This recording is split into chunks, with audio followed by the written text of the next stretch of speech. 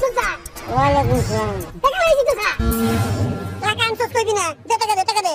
Sir টাকা তন্দের আগে 1 লাখ দিছি। এই যে আরো 50 1 লাখ। এই মোট 2 লাখ টাকা দিলাম স্যার। নেন।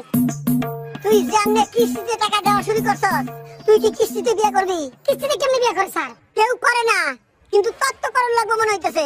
হেডি তো কইতেছি স্যার, কিস্তিতে আবার কেমনে বিয়ে করে? মনে করে 2 লাখ টাকা নিয়ে যায় আমেরিকান মেরে দিলাম, দিয়ে কইলাম এই পোলাই তোমারে কিস্তিতে বাকি টাকা দিয়ে দিব। তখন যদি হ্যাঁ কইয়া বসে ঠিক আছে টাকা কিস্তিতে দিব, আমিও কিস্তিতে বিয়ে করব। মনে কর তুই তারে 2 লাখ টাকা দিছস, হ্যাঁ তারে খালি আংটি পরানোর সুযোগ দিব, এনগেজমেন্ট, আর কিছু না। আবার 1 লাখ টাকা দিলি, তখন হুজুর দেখা কবুল কইলো, আর কিছু না। শেষ 1 লাখ টাকা দিয়া পুরা 5 লাখ টাকা সই, তখন মনে কর বিদায় আদায় বাসর মাসে তখন হইব। বুঝছি স্যার, রাখেন স্যার। আমি এমনি বিয়ে করতাম না, কিস্তিতে আমি মুড়া বিয়ে করতাম না। আমি এককালীন টাকা দিব, এককালীন বিয়ে করব। এককালীন বিয়ে করবার চাস, টাকা এককালীন দিবি না। স্যার আপনার 2 লাখ টাকা দিছি না, বাকি 3 লাখ টাকা আমি আপনার দিব, এককালীন বিয়ে করব। কিন্তু আমি আপনার কিস্তিতে টাকা দিছি, এই কথাটা কইেন না।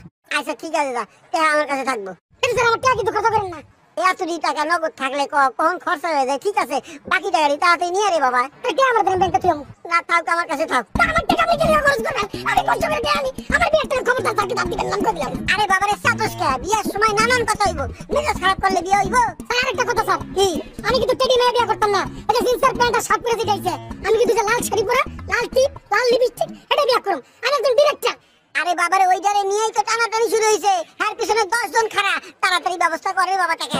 স্যার 10 জন খারাপ থাও স্যার, আমি তো আপনার আগে বুকিং দিছি, নগদ 2 লাখ টাকা দিছি। বাবারে বুকিং মানি দিয়ে কতদিন আটকে রাখবি ক তুই? আমি দেখতাছি রে বাবা, তুই তাড়াতাড়ি কর, তাড়াতাড়ি কর।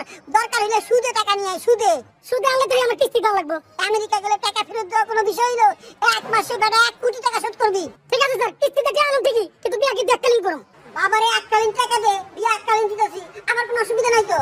ঠিক আছে, আমি কিন্তু টাকা এককালীন নিয়ে আইতেছি, কিন্তু মাথা রাখেন ওটা লাল শাড়ি, লাল টিপ, লাল লিপস্টিক। আসসালামু আলাইকুম। ওয়ালাইকুম সালাম।